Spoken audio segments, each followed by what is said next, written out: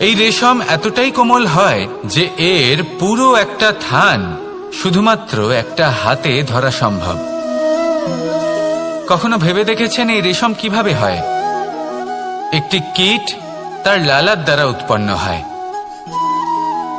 এই কীট সেই রেশমকে পাক দিতে থাকে, পাক দিতেই থাকে আর আস্তে আস্তে তার মধ্যেই জড়িয়ে পড়ে। শেষে ওর এই সুন্দর অমূল্য সৃষ্টি, এই সংসারে যদি আমাদের স্বপ্ন এই সংসারের দুঃখ হরণ করার জন্য, এই সংসারে সুখ বিতরণ করার জন্য হয়, তবেই আমাদের প্রগতি সম্ভব। যদি আমাদের এই স্বপ্ন শুধুই আমাদের এবং আমাদের স্বার্থ সিদ্ধির জন্য হয়, তাহলে এই স্বপ্ন আমাদের অন্ধ করে দেবে, আমাদের অন্ধকারের পথে নিয়ে যাবে, আর আমরাও সেই কীটের মতো হয়ে যাব। নিজেদেরই মায়াজালে আমরা নিজেই ফেঁসে যাব, আর শেষে আমরা যদি কিছু লাভ করি তা হবে একাকিত্ব, অন্ধকারময় মৃত্যু। তাই স্বপ্ন অবশ্যই দেখুন, কিন্তু এমন ভাবে স্বপ্ন দেখবেন না যে তার এই বন্দিগৃহে আপনি নিজেই ফেঁসে গেলেন। স্বপ্ন দেখুন পরোপকারে।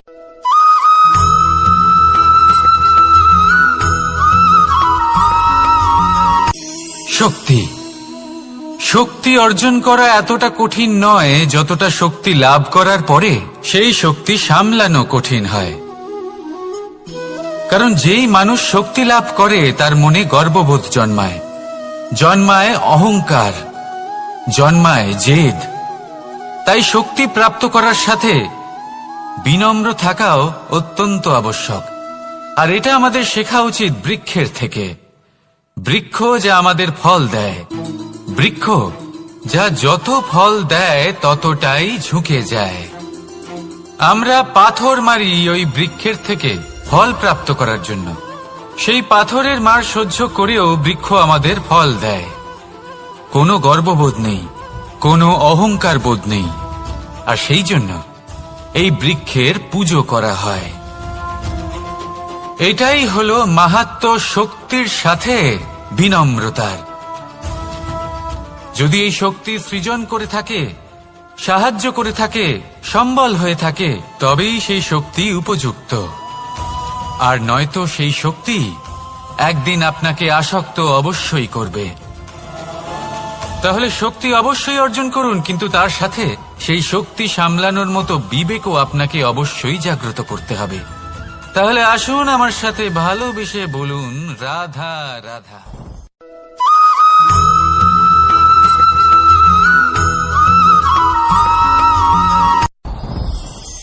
সাথী সাথী এই শব্দটির ব্যাখ্যা কে কিভাবে করে? মিত্র, সখা, বন্ধু। কিন্তু অর্থ একটাই, তিনি যিনি আপনার সঙ্গী হন আর তিনি যার সাথী আপনি হন। এবার সব থেকে বড় প্রশ্ন হলো এটাই যে তিনি কে হতে পারেন যাকে আপনি আপনার সাথী বলে মেনে নিতে পারেন, নিজের সখা, নিজের মিত্র, নিজের বন্ধু মেনে নিতে পারেন। আপনার সাথী হলেন তিনি যিনি দুঃখের সময় আপনার পাশে থাকবেন, আপনার হাত ধরে থাকবেন। আপনার সাথী হলেন তিনি যার হাত আপনি নিজের সুখের দিনে ধরে থাকবেন। সেই সাথীরই হাত ধরুন যিনি দুঃখে সবসময় আপনাকে সাহায্য করার জন্য তৎপর হয়ে থাকেন, আপনার পাশে থাকেন, আর যাকে সুখের দিনে আপনি আপনার সাথে রাখতে পারেন। আর যখন আপনার সাথে আপনার এই সাথী থাকবে তখন আপনি এটা বুঝবেন যে যখন জীবনে দুঃখ আসে তখন এই দুঃখ কমে যায়, সবার মধ্যে ভাগ হয়ে যায়। আর যদি তখন সুখ আসে তাহলে সেটা সবার উপস্থিতিতে আরো বেড়ে যায়।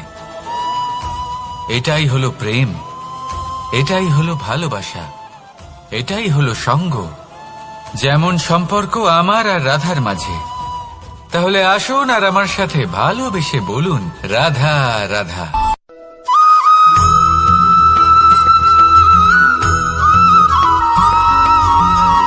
জীবন কিসের উপর নির্ভরশীল?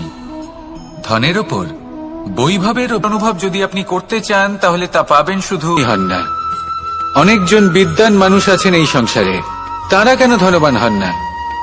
অনেক সংখ্যক বলশালী ব্যক্তি আছেন, তাদের কাছে ধন নেই কেন? তাদের কেন ধনের অভাব হয়? আবার এমনও কিছু মানুষ আছেন যারা পরিশ্রম করেন, তারা দিনমজুর, কিন্তু তারা ধন অর্জন করতে পারেন। কিছু বিদ্বান ব্যক্তি আছেন যাদের কাছে অধিক মাত্রায় ধন রয়েছে। কয়েকজন বলশালী ব্যক্তি রয়েছেন যাদের কাছে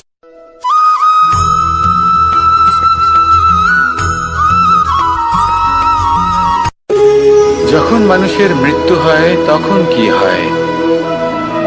অনেক সংখ্যক মানুষ শোক পালন করতে চলে আসেন।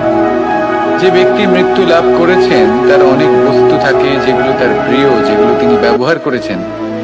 তার শয্যা, তার বস্ত্র, তার আভূষণ সবকিছু তার থেকে বিচ্ছিন্ন করা হয় এবং খালি হাতে তাকে শ্মশানের উদ্দেশ্যে রওনা করা হয়। আমি আপনাকে এই প্রশ্ন করতে চাই, আপনি এই সংসারে কি অর্জন করেছেন? ধন, সম্পত্তি, বস্ত্র, আভূষণ, এই সবকিছু যে আপনি অর্জন করেছেন, আপনার মৃত্যুর পরে তা আপনার থেকে দূর হয়ে যাবে। এর উত্তর হলো একটাই, আপনার কর্ম।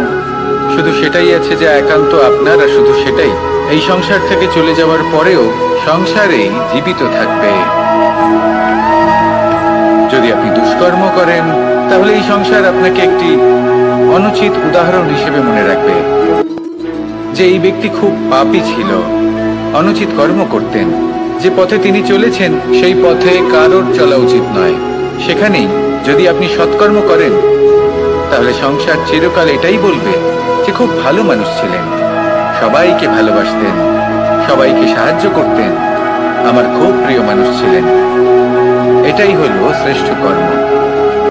সেই জন্য জীবনে শুধুমাত্র ধন, সম্পত্তি, আভূষণ এই সব অর্জন করতে গিয়ে নিজের মনোনিবেশ করবেন না। শ্রেষ্ঠ কর্ম করুন। সংসার থেকে চলে যাওয়ার পরেও এই কর্মই এই সংসারে আপনাকে জীবিত রাখবে। আসুন আমার সাথে ভালোবেসে বলুন, রাধা রাধা।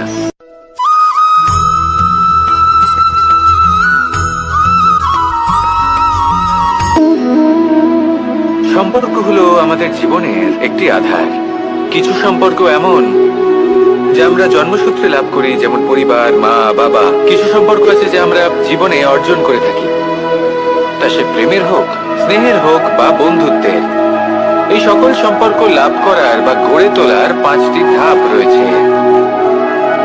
প্রথম ধাপ, কোনো ব্যক্তির সাথে আলাপ হওয়া, তার সাথে কথা বলা বা তাকে দেখা। দ্বিতীয় ধাপ, সে ব্যক্তিকে আমাদের ভালো লাগা। তৃতীয় ধাপ, আমাদের এটা চাইতে শুরু করা যে জীবনে এই ব্যক্তি যেন আমাদের বন্ধু হন, আমাদের জীবনে থাকেন, বা আমাদের কাউকে ভালোবেসে ফেলা। আর এটা আমাদের ভাবা বা চাওয়া যে সেই ব্যক্তি যেন আজীবন আমার সাথে থাকেন, আমার জীবনে আমার সাথী হয়ে। চতুর্থ ধাপ, লাভ করা। এবার এই ধাপটি অনেক মানুষের পক্ষেই খুবই সরল হয়, বড়ই সরল ভাবে নিজেদের সঙ্গীকে লাভ করে থাকেন। কিছু মানুষের জন্য এই ধাপ অত্যন্ত কঠিন হয়ে থাকে। অনেক প্রতিকূল পরিস্থিতির উপর জয়লাভ করে তারা সঙ্গীকে লাভ করেন, কিন্তু লাভ অবশ্যই করেন। এরপরে আসে পঞ্চম, অন্তিম এবং সব থেকে গুরুত্বপূর্ণ ধাপ। সেটা হলো সেই সম্পর্ক পালন করা। এটা হলো এমন এক বিষয় যা প্রত্যেক মানুষের শেখা উচিত। যদি ব্যক্তি নিজের জীবনে সম্পর্ক রক্ষা করতে শিখে যান, তবে প্রত্যেক সম্পর্ক তার জীবনকে স্বর্গ করে তুলবে। আসুন আর আমার সাথে ভালোবেসে বলুন, রাধা রাধা।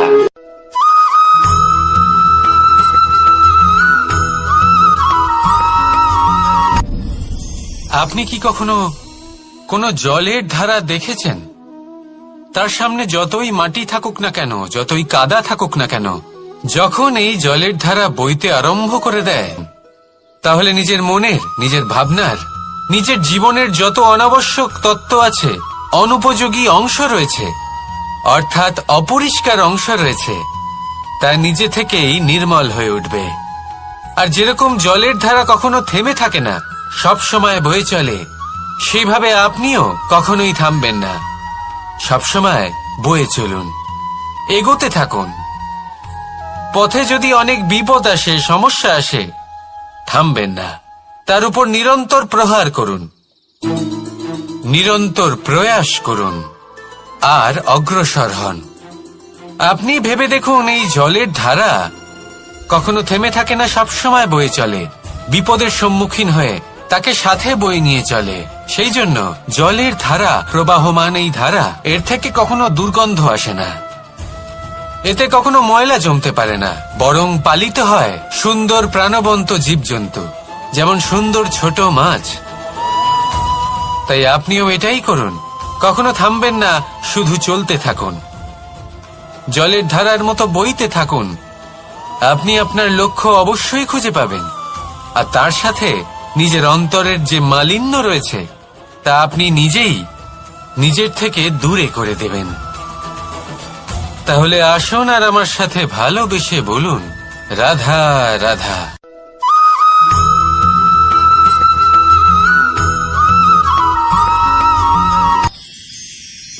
মানুষ তার জীবনে দুই ধরনের পরিস্থিতিকে খুব ভয় পায়।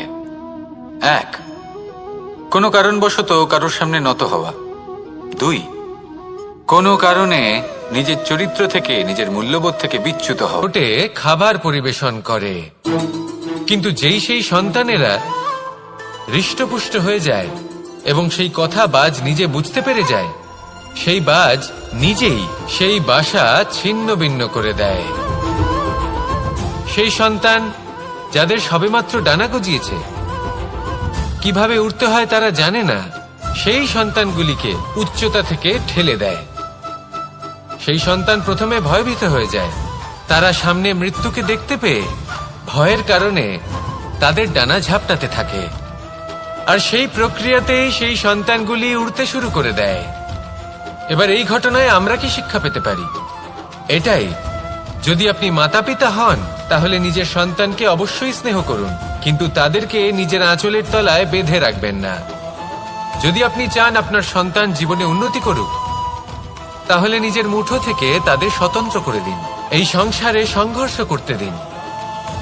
সেই সন্তান নিজেই বুঝতে পারবে যে জন্মের সময় পাওয়া ডানা কি করে ব্যবহার করতে হয়, আর আপনার চোখের সামনে আপনার সন্তান এই আকাশে উড়তে থাকবে। তাহলে আসুন আমার সাথে ভালোবেসে বলুন, রাধা রাধা।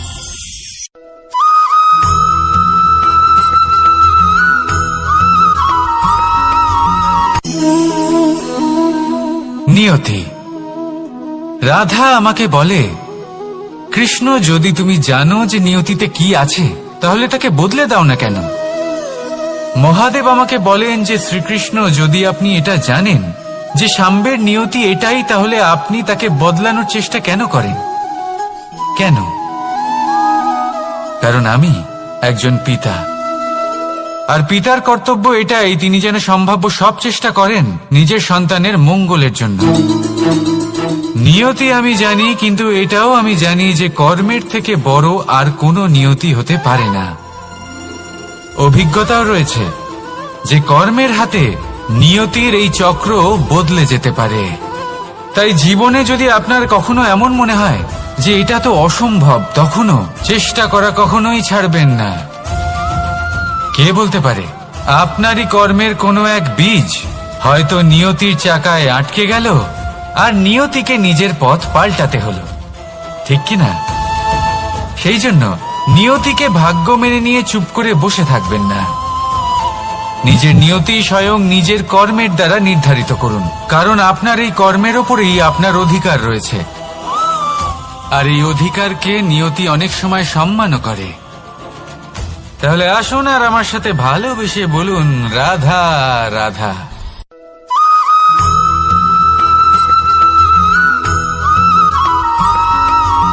কখনো কখনো আমরা ভাবি যে কোনো ব্যক্তি যিনি ধর্মের পথে চলেছেন, যদি তার দ্বারা কোনো ভুল হয়ে থাকে তাহলে নিয়তি তাকে সেই মুহূর্তেই কঠোর শাস্তি দেন। কিন্তু সেই সব মানুষ যারা সংসারের সবথেকে বড় অধর্মী, বহু নিকৃষ্ট মানের কাজ করেন, তাদের নিয়তি অনেক সুযোগ দেন। তাদের নিয়তি এরকম কঠোর প্রহার করেন না। এই ভাবনা কখনো না কখনো মনে আসেই। ভেবে দেখুন কেন? আসলে জীবনকে বেশিরভাগ মানুষ একভাবেই দেখে থাকেন, বিভিন্ন স্তরে একে দেখা উচিত। এবার আপনি বলুন, এই সংসারে কোনো অধর্মী কখনো প্রেরণার উৎস হতে পারেন? কখনোই নয়। যে মানুষ নিজের আত্মাকে মলিন করে ফেলেছেন, তিনি এই সংসারকে কিভাবে প্রেরণা যোগাবেন? উনি নিজেই বুঝতে পারেন না কোনটা করা উচিত, ধর্ম কোনটা। তাই নিয়তি তাকে একটা সুযোগ দেন, এটা বোঝার সুযোগ দেন যে কোনটা উচিত, কোনটা ধর্ম। সুযোগ দেন নিজের বিবেক জাগিয়ে তোলার, তাকে সুযোগ দেন নিজের অন্তরাত্মার ডাক শোনার। যখন তাতেও কাজ হয় না, তখন নিয়তির কাছে একটাই পথ বাকি থাকে, আর তা হল মহাবিনাশ। মহাবিনাশ হয়তো দেরিতেই আসতে পারে, কিন্তু তা অবশ্যই আসবে। আর যখন মহাবিনাশ আসে, তখন মহাবিনাশের যন্ত্রণা সমগ্র মানব জীবনের যন্ত্রণার থেকে অনেক বেশি হয়। এই কথাটা সবসময় মনে রাখবেন। আর অন্যদিকে যে মানুষ ধর্মের পথে চলছেন, তার দ্বারা যদি কোনো ভুল হয়ে থাকে, তখন নিয়তি তার পরীক্ষা নেন।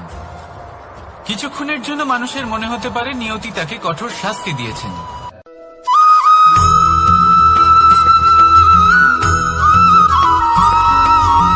এই সংসারে কখনো কোনো ব্যক্তিকে তার বাইরের পোশাক দেখে বিচার করার চেষ্টা করবেন না, এটা খুব বড় ভুল করবেন। যেমন আমরা জীবনে অনেক সময় এমন করি, ফল আছে, আমরা সেই গাছের পরিচর্যা করতে থাকি। আবার অন্যদিকে হলো একটি তৃণ, যেটা মাটি থেকে কিছুটা উঁচুতে পৌঁছেছে, কিন্তু সেই তৃণর নিচে, মাটির নিচে অত্যন্ত সুস্বাদু ফল বা সবজি জন্ম নেয়, যা আমাদের স্বাস্থ্যের পক্ষে অত্যন্ত উপকারী। সেই জন্য কখনো আবরণ দেখে কাউকে বিচার করতে চেষ্টা করবেন না। তার বদলে এটা বোঝার চেষ্টা করুন যে আপনার সামনে যে ব্যক্তি আছে বা বস্তু আছে, তার বিশেষত্ব কি।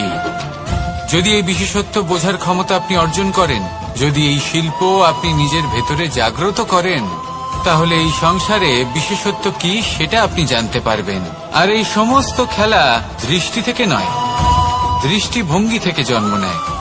দৃষ্টিভঙ্গি সবসময় শুভ রাখুন, আর আমার সাথে ভালোবেসে বলুন, রাধা রাধা।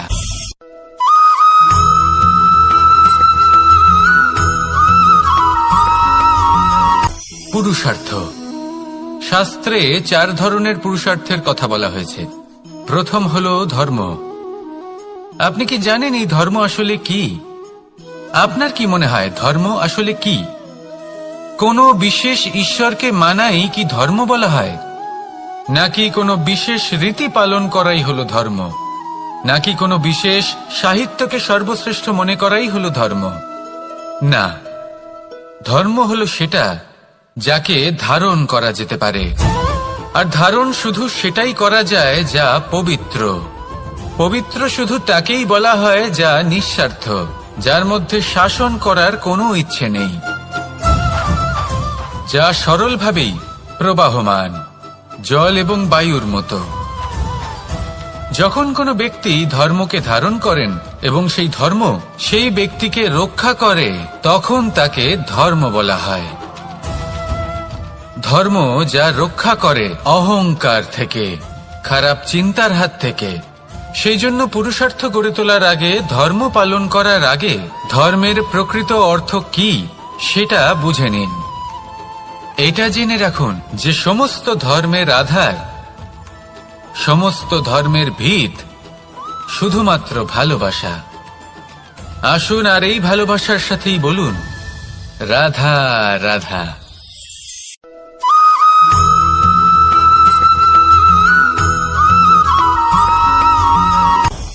আপনি কখনো পর্বতের শিখরে উঠেছেন? আপনি দেখতে পাবেন পর্বতের পদতলে প্রচুর সুন্দর ফুল রয়েছে, সবুজ বনানী রয়েছে। যত আপনি ওপরে উঠতে থাকবেন, তত ফুল কমতে থাকবে, সবুজ বনানী কমতে থাকবে। আরো কিছুটা ওপরে উঠলে কাঁটা জাতীয় গাছ দেখতে পাবেন, শুকনো গাছ দেখতে পাবেন। আরো যদি ওপরে ওঠেন তাহলে পাষাণ দেখতে পাবেন। আরো ওপরে উঠলে হিমখণ্ড দেখতে পাবেন। এই যে পর্বত, তা মনুষ্য জীবনের সবথেকে উত্তম উদাহরণ। মানুষ যখন সাফল্যের শিখরে পৌঁছতে চান, মহানুভবতার শিখরে পৌঁছতে চান, পথে যত আস্তে আস্তে উপরে উঠতে থাকেন, ততই ভৌতিক বস্তু তার থেকে বিচ্ছিন্ন হতে থাকে। যদি তিনি সেই ভৌতিক বস্তুগুলি ত্যাগ না করতে পারেন, তাহলে কখনোই সেই স্থানে পৌঁছতে পারবেন না। আর মানুষ যদি উচিত ত্যাগ করতে পারেন, পথে অগ্রসর হতে থাকেন, এগোতে থাকেন, তাহলে একদিন না একদিন তিনি মহানুভবতার, জ্ঞানের, সাফল্যের হিমের স্বাদ অবশ্যই লাভ করবেন।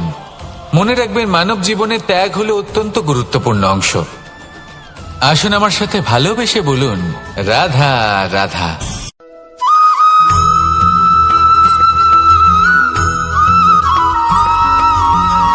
কেউ বলে জীবন খুব ক্ষণস্থায়ী, কেউ বলে জীবন হলো একটা সুন্দর স্বপ্নের মতো, আবার কেউ বলবে জীবন হলো এক কঠোর সত্য।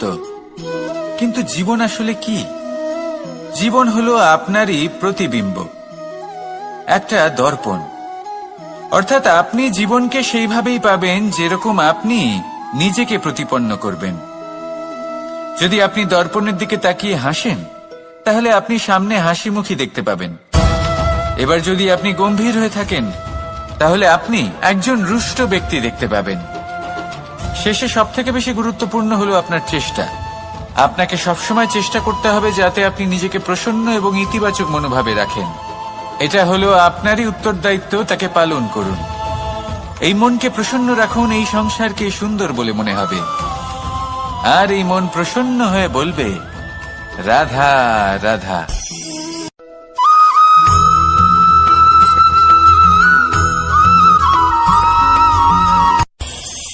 এই সংসারে আমরা প্রকাশ কোথা থেকে পাই? এর উত্তর বড়ই সরল। ভোরে যখন সূর্যোদয় হয়, তখন প্রকাশের কিরণ আমাদের ঘরে এসে পৌঁছয়। এইভাবেই আমরা প্রকাশ লাভ করি, একটা প্রদীপ প্রজ্বলিত করি। এটাই ঘটে আমাদের জীবনেও। এবার প্রবাহমান আয়ুর সাথে আমরা আমাদের অন্তরে যদি একটা প্রদীপ প্রজ্বলিত করে নিই, তাহলে বিষয়টাই অন্যরকম হবে। এবার আপনি বলবেন, কোন প্রকাশের কথা বলছি যে আমাদের অন্তরে জাগ্রত করা সম্ভব? আমাদের আত্মার মাঝে প্রেমের প্রকাশ জাগ্রত করার কথা বলছি। কারণ আমাদের এই জীবন, এও হলো দিনের আলোর মতো। আজ প্রকাশ আছে, কিন্তু কোনোদিন অবশ্যই অস্ত হবে। কিন্তু অস্ত হবার আগে যদি আমরা আমাদের আত্মার মাঝে প্রেমের এই প্রকাশ উজ্জ্বলিত করে নিই, তাহলে আমাদের সন্ধ্যাকালও আমরা আনন্দে এবং প্রেমে যাপন করব। তাহলে আসুন আর আমার সাথে ভালোবেসে বলুন, রাধা রাধা।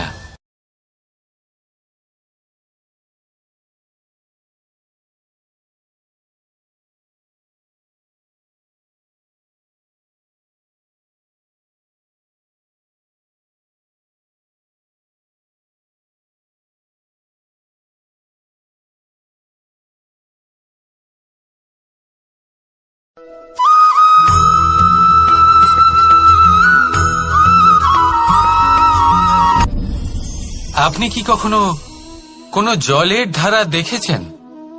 তার সামনে যতই মাটি থাকুক না কেন, যতই কাদা থাকুক না কেন, যখন এই জলের ধারা বইতে আরম্ভ করে দেয়, তাহলে নিজের মনের, নিজের ভাবনার, নিজের জীবনের যত অনাবশ্যক তত্ত্ব আছে, অনুপযোগী অংশ রয়েছে, অর্থাৎ অপরিষ্কার অংশ রয়েছে, তা নিজে থেকেই নির্মল হয়ে উঠবে।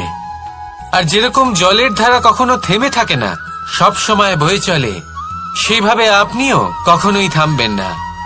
সবসময় বয়ে চলুন, এগোতে থাকুন। পথে যদি অনেক বিপদ আসে, সমস্যা আসে, থামবেন না, তার উপর নিরন্তর প্রহার করুন, নিরন্তর প্রয়াস করুন, আর অগ্রসর হন। আপনি ভেবে দেখুন, এই জলের ধারা কখনো থেমে থাকে না, সবসময় বয়ে চলে, বিপদের সম্মুখীন হয়ে তাকে সাথে বয়ে নিয়ে চলে। সেই জন্য জলের ধারা, প্রবাহমান এই ধারা, এর থেকে কখনো দুর্গন্ধ আসে না, এতে কখনো ময়লা জমতে পারে না, বরং পালিত হয় সুন্দর প্রাণবন্ত জীবজন্তু, যেমন সুন্দর ছোট মাছ। তাই আপনিও এটাই করুন, কখনো থামবেন না, শুধু চলতে থাকুন, জলের ধারার মতো বইতে থাকুন। আপনি আপনার লক্ষ্য অবশ্যই খুঁজে পাবেন, আর তার সাথে নিজের অন্তরের যে মালিন্য রয়েছে, তা আপনি নিজেই নিজের থেকে দূরে করে দেবেন। তাহলে আসুন আর আমার সাথে ভালোবেসে বলুন, রাধা রাধা।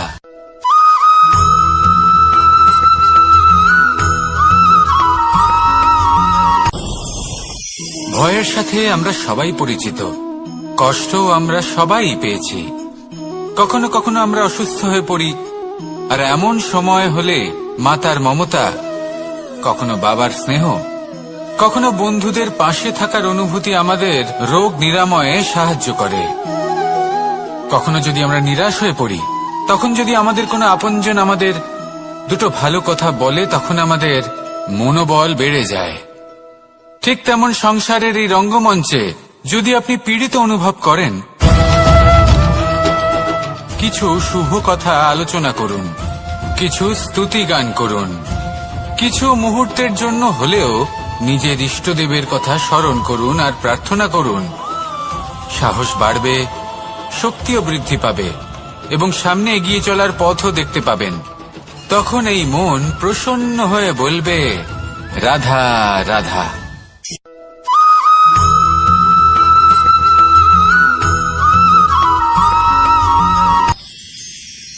মানুষ তার জীবনে দুই ধরনের পরিস্থিতিকে খুব ভয় পায়। এক, কোনো কারণবশত কারোর সামনে নত হওয়া। দুই, কোনো কারণে নিজে। এটা তখনই হয় যখন আমাদের শিক্ষা এবং মূল্যবোধের অভাব থাকে। যদি মানুষের মধ্যে প্রকৃত শিক্ষা থাকে, তাহলে এই সংসারে কোনো সময় এবং কারোর সামনেই নত হওয়ার কোনো প্রয়োজন নেই। যদি মানুষের মধ্যে মূল্যবোধ থাকে, তাহলে তাকে নিজের মূল্যবোধ বা চরিত্র থেকে বিচ্যুত হতে হয় না, তা সে যাই হয়ে যাক না কেন। কোনো বালককে যদি জন্ম থেকেই সুশিক্ষার অধিকারী করা হয়, শিক্ষিত করা হয়, মূল্যবোধের অধিকারী করা হয়, তবে সে এই সংসারে এমন কর্ম করবে যাতে সে নিজেকে, নিজের পরিবারকে, সমগ্র সমাজকে গর্বিত করতে পারে। শিক্ষা লাভ করুন, মূল্যবোধ লাভ করুন এবং আমার সাথে ভালোবেসে বলুন, রাধা রাধা।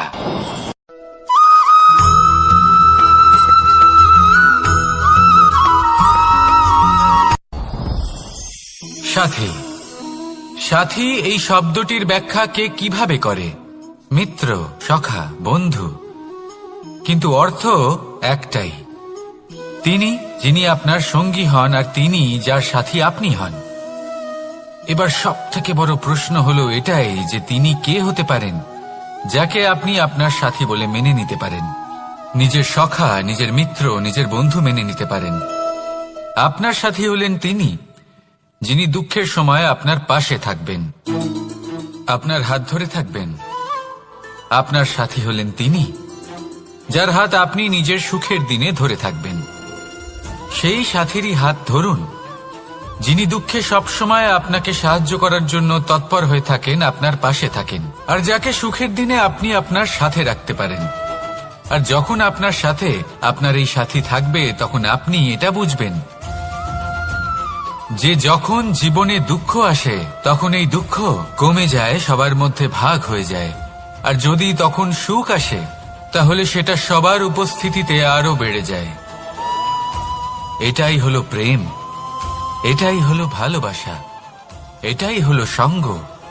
যেমন সম্পর্ক আমার আর রাধার মাঝে। তাহলে আসুন আর আমার সাথে ভালোবেসে বলুন, রাধা রাধা।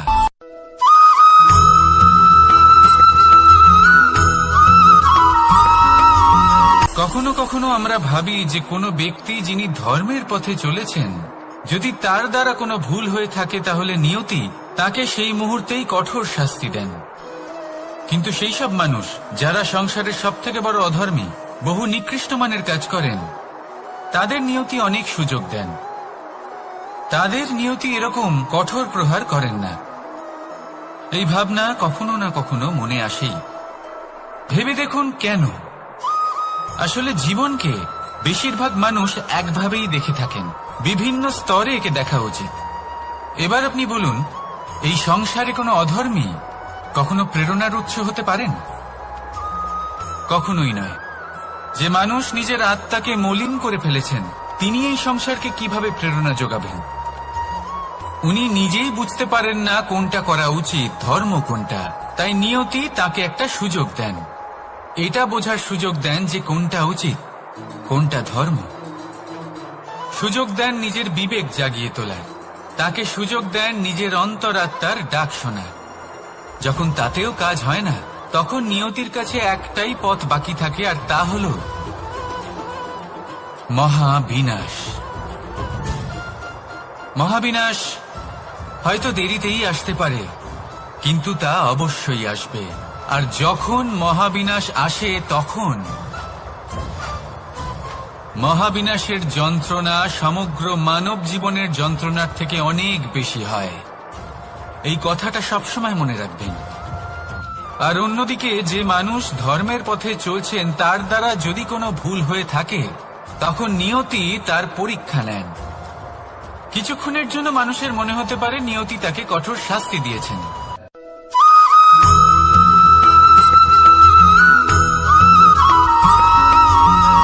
মানুষের মানসিকতা এমন হয় যে সে যতটা করে আশা করে যে তার থেকে অনেক বেশি তার বদলে সে পাবে। দেখুন, সবকিছুই আপনার ভাবনা চিন্তার উপর নির্ভর করছে। আপনি যদি ফলের বিষয়ে ভেবে কর্ম করতে থাকেন, তাহলে সেটা অনুচিত। জীবনের আসল আনন্দ হল নিজের কর্ম করতে থাকা, ফলের চিন্তা করা উচিত নয়। যদি আপনি এরকম ভাবেন যে আমি এতটা করছি, আমার এতটা পাওয়া উচিত, সেই ভাবনা অনুচিত। যদি আপনি সেবার মানসিকতা নিয়ে কর্ম করতে থাকেন, কর্মচক্রে প্রবাহিত হন, যদি আপনি এমন ভাবনা রাখেন যে আমি এতটা পাচ্ছি, তাই এর থেকে অনেক বেশি আমি কর্ম করব, তাহলে নিশ্চিতরূপে আপনি যতটা করছেন তার থেকে অনেক বেশি আপনি পাবেন। আপনার আশার থেকে অনেক বেশি আপনি পাবেন। শুধু জীবনে অনেক বেশি কাজ করতে থাকুন, ফলের চিন্তা করবেন না। আর মনে রাখবেন, এই ভাবনাই সব থেকে বড় বীজ। কর্মের উপর বিশ্বাস রাখুন। জীবনে যা যা আপনি চান সবই সুখময় হবে। আসুন আর আমার সাথে ভালোবেসে বলুন, রাধা রাধা।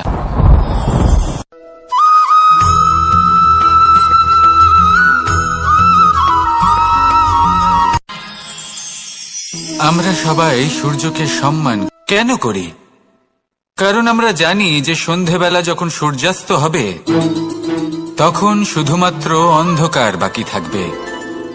ঠিক কিছুটা এরকমই হয় আমাদের মাতা পিতাও, যিনি আমাদের জন্ম দেন, আমাদের ভরণ পোষণ করেন, আমাদের বড় করেন, আমাদের প্রেম প্রদান করেন।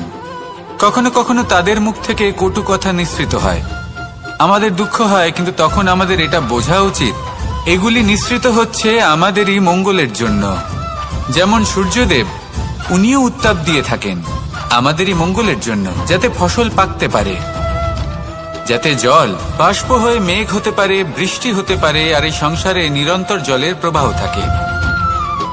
আমাদের মাতা পিতা, তাদের কঠোর আচরণ, তাদের কঠোর অনুশাসনের পেছনে লুকিয়ে থাকে ওনাদের ভালোবাসা। আমাদের তা বুঝতে হবে, সসম্মানে ওনাদের গ্রহণ করতে হবে। কারণ ঠিক সূর্যাস্তের পরে যেমন চতুর্দিক অন্ধকারচ্ছন্ন হয়ে যায়, তেমনি আমাদের জীবন থেকে যখন আমাদের মাতা পিতা চলে যায়, তখন আমাদের জীবনেও শুধু এবং শুধুমাত্র অন্ধকারই ছেয়ে থাকে। সেই জন্য নিজের মাতা পিতাকে সম্মান করুন, ওনাদের ভালোবাসা প্রদান করুন। এই মন আর এই জীবন প্রসন্ন হয়ে বলবে, রাধা রাধা।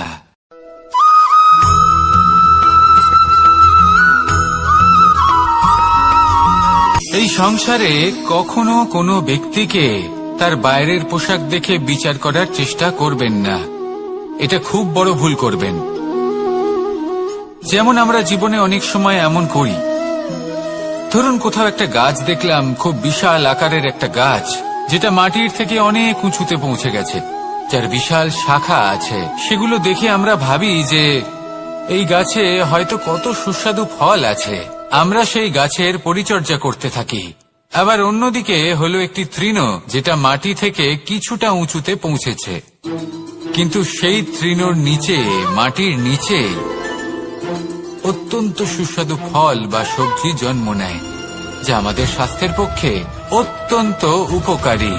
সেই জন্য কখনো আবরণ দেখে কাউকে বিচার করতে চেষ্টা করবেন না। তার বদলে এটা বোঝার চেষ্টা করুন যে আপনার সামনে যে ব্যক্তি আছে বা বস্তু আছে তার বিশেষত্ব কি। যদি এই বিশেষত্ব বোঝার ক্ষমতা আপনি অর্জন করেন, যদি এই শিল্প আপনি নিজের ভেতরে জাগ্রত করেন, তাহলে এই সংসারে বিশেষত্ব কি সেটা আপনি জানতে পারবেন। আর এই সমস্ত খেলা দৃষ্টি থেকে নয়, দৃষ্টিভঙ্গি থেকে জন্ম নেয়। দৃষ্টিভঙ্গি সবসময় শুভ রাখুন আর আমার সাথে ভালোবেসে বলুন, রাধা রাধা।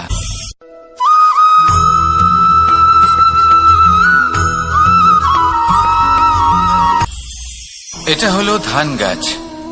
এর থেকে যে চাল উৎপন্ন হয় তা মানুষ গ্রহণ করেন, তো তার খুব বেশি গুরুত্ব থাকে না। কিন্তু যখন অসংখ্য পাথরের টুকরো একত্রিত হয় তখন তা পর্বতের আকার ধারণ করে। সেইভাবেই কিছু মানুষ যখন একত্রিত হন তখন তৈরি হয় পরিবার, কিছু পরিবার যখন একত্রিত হয় তখন তৈরি হয় সমাজ, যখন অনেক সংখ্যক সমাজ একত্রিত হয় তখন তৈরি হয় রাজ্য। এবার এই রাজ্যের সব থেকে গুরুত্বপূর্ণ ব্যক্তি হতে পারেন রাজা, কিন্তু তাও সেই রাজা একা কিছু করতে পারেন না। যুদ্ধ লড়ার সময় তারও নিজের সৈন্যদলকে প্রয়োজন পড়ে। কিন্তু এই সংসারে এমন একজন ব্যক্তি আছেন যিনি একাই সব কাজ করতে থাকেন, এবং সেই ব্যক্তি হলেন মা। আমাদের জীবনে একজন পিতার ভূমিকা কিন্তু নিঃসন্দেহে অমূল্য, কিন্তু আমাদের সকলের জীবনে যে ভূমিকা একজন মায়ের তা অন্য কারোর থাকে না। একজন মা একাই সন্তানকে বড় করতে পারেন, সংস্কারী করে তুলতে পারেন, তার জন্য পরিশ্রম করেন। আর এত কিছু কাজ করার পরেও তার কাজের জন্য তিনি প্রশংসা অবশ্য পান না। উল্টে যদি সেই সন্তান অনুচিত পথে চালিত হয়, অনুচিত কর্ম করে, তখন সেই মাকেই অপবাদের পাত্র হয়ে উঠতে হয়। আমাদের জীবনে মায়ের যোগদান কতটা সেটা বুঝুন। আপনাকে বড় করে তোলার জন্য উনি কতটা পরিশ্রম করেছেন সেটা বুঝুন। আজ থেকে, এখন থেকে, এই মুহূর্ত থেকে মাকে সম্মান করতে শিখুন। যখন সময় পাবেন, যখন সুযোগ হবে, তখন তার প্রশংসা করুন, ওনারও ভালো লাগবে। আর মায়ের এই মমতার জন্য, তার এই ভূমিকার জন্য আসুন সবাই মিলে আমরা তাকে প্রণাম করি, আর সকলে মিলে ভালোবেসে বলি, রাধা রাধা।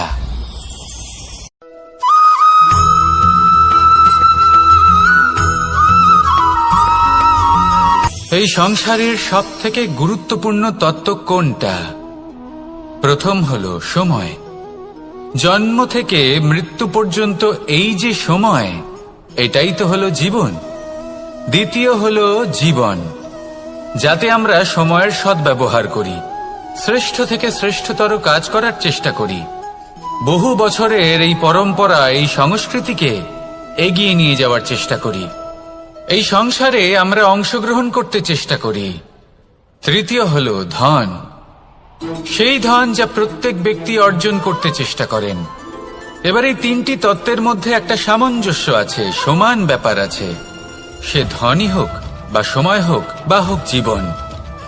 আর সেই সমান ব্যাপার হলো যে যদি আপনি এটা গণনা করতে থাকেন তাহলে তা কমতে থাকে, যদি আপনি এটা ব্যবহার করেন তাহলে তা বাড়তে থাকে।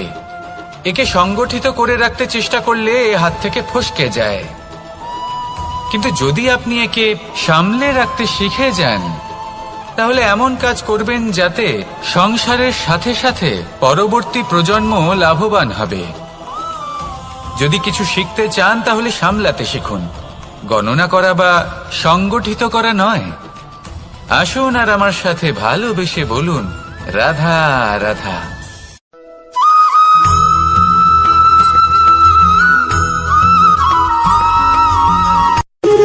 যখন মানুষের মৃত্যু হয় তখন কি হয়? অনেক সংখ্যক মানুষ শোক পালন করতে চলে আসেন। যে ব্যক্তি মৃত্যু লাভ করেছেন তার অনেক বস্তু থাকে যেগুলো তার প্রিয়, যেগুলো তিনি ব্যবহার করেছেন। তার শয্যা, তার বস্ত্র, তার আভূষণ, সবকিছু তার থেকে বিচ্ছিন্ন করা হয়। এবং খালি হাতে তাকে শ্মশানের উদ্দেশ্যে রওনা করা হয়। আমি আপনাকে এই প্রশ্ন করতে চাই, আপনি এই সংসারে কি অর্জন করেছেন? ধন সম্পত্তি, বস্ত্র, আভূষণ, এই সবকিছু যে আপনি অর্জন করেছেন, আপনার মৃত্যুর পরে তা আপনার থেকে দূর হয়ে যাবে।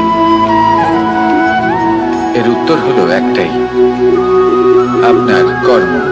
শুধু সেটাই আছে যা একান্ত আপনার, আর শুধু সেটাই এই সংসার থেকে চলে যাওয়ার পরেও সংসারেই জীবিত থাকবে। যদি আপনি দুষ্কর্ম করেন, তাহলে এই সংসার আপনাকে একটি অনুচিত উদাহরণ হিসেবে মনে রাখবে যে এই ব্যক্তি খুব পাপী ছিল, অনুচিত কর্ম করতেন। যে পথে তিনি চলেছেন সেই পথে কারোর চলা উচিত নয়। সেখানেই যদি আপনি সৎকর্ম করেন, তাহলে সংসার চিরকাল এটাই বলবে যে খুব ভালো মানুষ ছিলেন, সবাইকে ভালোবাসতেন, সবাইকে সাহায্য করতেন, আমার খুব প্রিয় মানুষ ছিলেন। এটাই হলো শ্রেষ্ঠ কর্ম। সেই জন্য জীবনে শুধুমাত্র ধন সম্পত্তি, আভূষণ, এই সব অর্জন করতে গিয়ে নিজের মনোনিবেশ করবেন না। শ্রেষ্ঠ কর্ম করুন।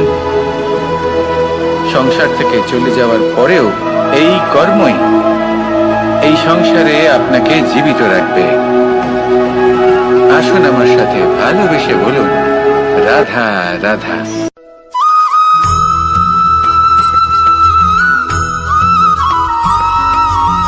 এই সংসারে প্রত্যেক মানুষ এটাই চান যে তিনি যেন ধনবান হন, আর্থিক অবস্থা তার ভালো থাকে, ওনার বাড়িতে লক্ষ্মীর আগমন হয়। তিনি কেন ধনী হন না? অনেকজন বিদ্বান মানুষ আছেন এই সংসারে, তারা কেন ধনবান হন না?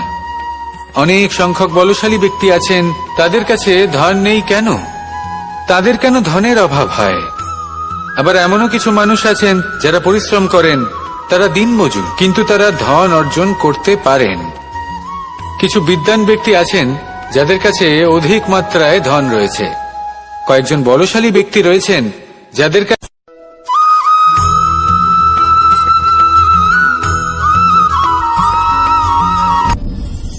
আপনি কি কখনো কোনো জলের ধারা দেখেছেন?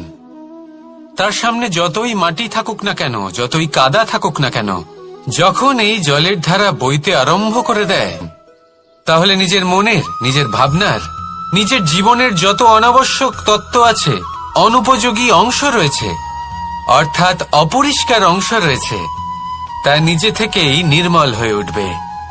আর যেরকম জলের ধারা কখনো থেমে থাকে না, সব সময় বয়ে চলে, সেইভাবে আপনিও কখনোই থামবেন না। সবসময় বয়ে চলুন, এগোতে থাকুন। পথে যদি অনেক বিপদ আসে, সমস্যা আসে, থামবেন না, তার উপর নিরন্তর প্রহার করুন, নিরন্তর প্রয়াস করুন, আর অগ্রসর হন। আপনি ভেবে দেখুন, এই জলের ধারা কখনো থেমে থাকে না, সবসময় বয়ে চলে, বিপদের সম্মুখীন হয়ে তাকে সাথে বয়ে নিয়ে চলে। সেই জন্য জলের ধারা, প্রবাহমান এই ধারা, এর থেকে কখনো দুর্গন্ধ আসে না, এতে কখনো ময়লা জমতে পারে না, বরং পালিত হয় সুন্দর প্রাণবন্ত জীবজন্তু, যেমন সুন্দর ছোট মাছ। তাই আপনিও এটাই করুন, কখনো থামবেন না, শুধু চলতে থাকুন, জলের ধারার মতো বইতে থাকুন। আপনি আপনার লক্ষ্য অবশ্যই খুঁজে পাবেন, আর তার সাথে নিজের অন্তরের যে মালিন্য রয়েছে তা আপনি নিজেই নিজের থেকে দূরে করে দেবেন। তাহলে আসুন আর আমার সাথে ভালোবেসে বলুন, রাধা রাধা।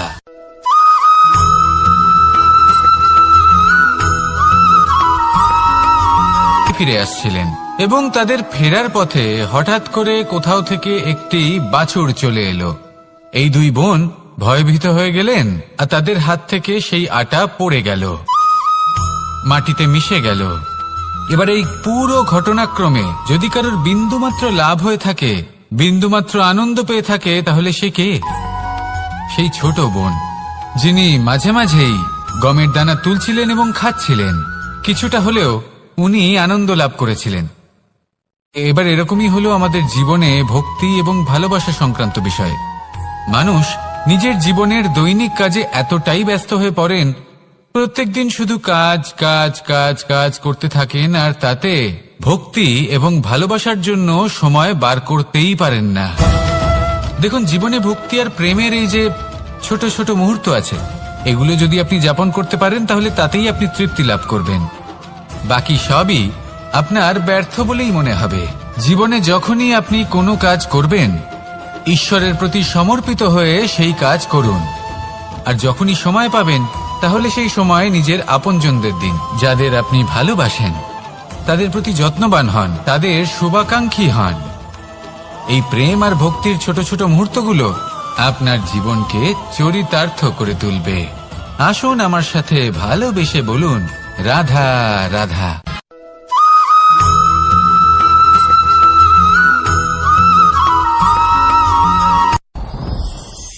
সাথী। সাথী এই শব্দটির ব্যাখ্যা কে কিভাবে করে? মিত্র, সখা, বন্ধু।